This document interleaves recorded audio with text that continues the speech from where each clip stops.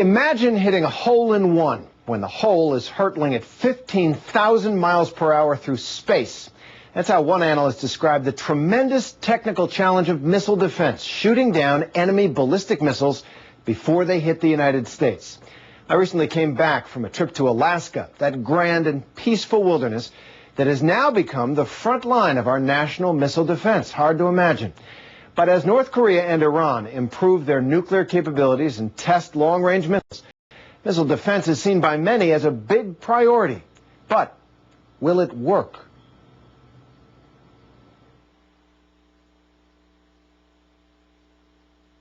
Alaska. So this is the missile field out here. And this is the one access point into the missile field. Fort Greely, about 100 miles southeast of Fairbanks, in the shadow of the mighty Alaska Range. It's cold, bitter cold, 30 below last month when we were there. And in this neck of the woods, you're just as likely to see moose as cars on the roads, maybe more so.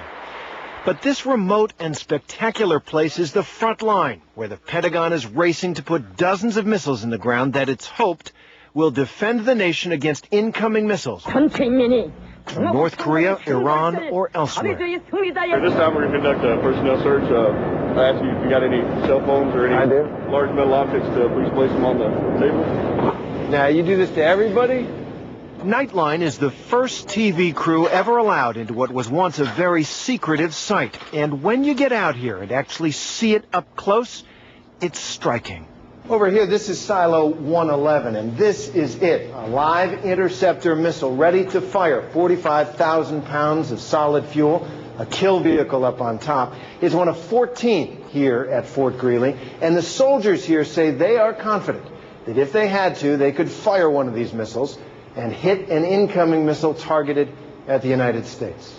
The Pentagon wanted us to see all of this, silos, command centers, test missiles, because they have a story they want to get out. It works, they claim. What was once derisively called Star Wars, they say, is now ready for battle. So this would really be, you might say, the main battery of American missile defense. I'm proud of that. It's an important mission, and everyone here is very proud of what this capability we've been able to bring to the nation. It's historic that for the first time the U.S. has the capability to defend itself against intercontinental ballistic missiles.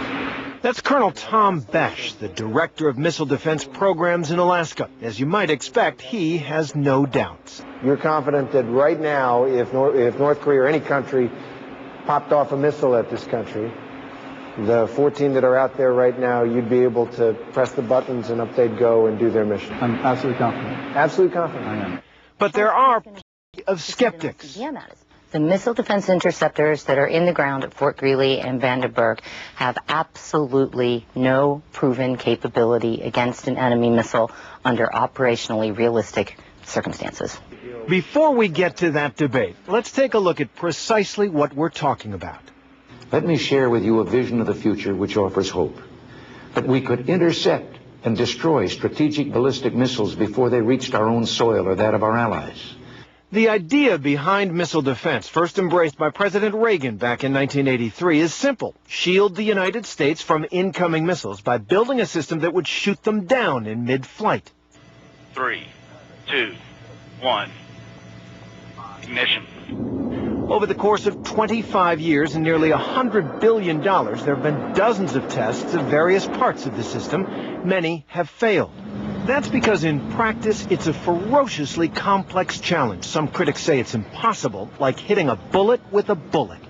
People have talked about it hitting a bullet with a bullet, for example. That's not quite true because these are smart bullets that we're using. Smart bullets. General Henry TREY, the director of the Missile Defense Agency, says the huge advances in technology and huge military spending over the years have made the country safer. What we are now able to do, as I said, is to defend America against the emerging threats. That $100 billion will allow us to protect American cities. Sir, be advised, Aegis confirms second missile launch. Concur. Weapons. Engage threat to Chicago. 1 GBI out of Fort Greely. At Fort Greely, we got a show and the technological wizardry at the heart of the system. Weapons, engage, threat to Seattle, 2 GBIs out of Fort Greely. Copy, sir. Simulated attack on Chicago, San Francisco, and Seattle.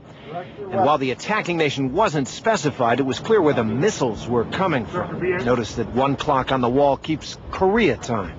Threat to Seattle has been engaged with 2 GBIs from Fort Greely. Copy. It's a complex system of systems they're part of here. Satellites, radars, command centers, missiles, all linked by a vast and powerful computer and communications network. Chicago has been destroyed. Copy. And sure enough, the system worked in simulation.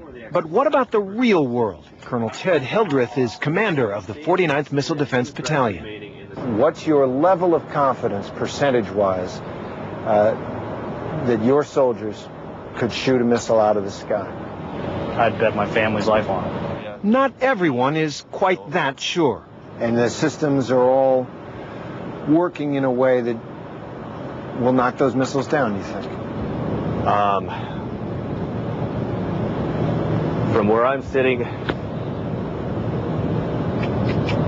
I think so. I think so. The problem, say critics like THERESA Hitchens of the Center for Defense Information, is that in the real world, an enemy like North Korea could easily foil these defenses. If you have enough incoming missiles, you can overwhelm a certain sized battery of interceptors. An even bigger challenge, countermeasures, cheap balloon decoys released by a missile in space and designed to act exactly like the real threat. And then there's the controversy over testing. In every test so far, the defenders at Fort Greely and elsewhere have had some advance information about the simulated attack. You think these tests are basically rigged? I think they're scripted. I'm not going to say rigged because that gives, again, the connotation that there's foul play here. I'm saying they're scripted tests. General Obering insists the tests are realistic. There's not any artificiality to that. It is very much the same environment that the system would be, would there be a realistic attack against the United States. Up at Fort Greely, all those debates are a long way away. Life here is challenging enough, as we learned over lunch with some soldiers. But last week it was how cold here? Minus 40, 44, I saw 44. 40 degrees below zero. And then there are the grizzly bears and the moose. You go jogging with a 44. You have to. You have to have protection with you. Some people carry weapons, some people carry the bear spray with them. Right. Does that work? Oh, it works. There's a specific... But there's a genuine excitement in the ranks here and throughout the program, a sense that they are tomorrow's warriors. This is something that we've never done before, and I wanted to be a part of that. When you run into a non-deterrable country or a non-deterrable organization, and you have a warhead in the air, we think that there's a moral obligation that we have to protect our citizens as well as our allies against that threat. And that's why we've been investing in missile defense in this country, and we think it's important that our allies do so as well. Defending against a new kind of threat, the controversy continues.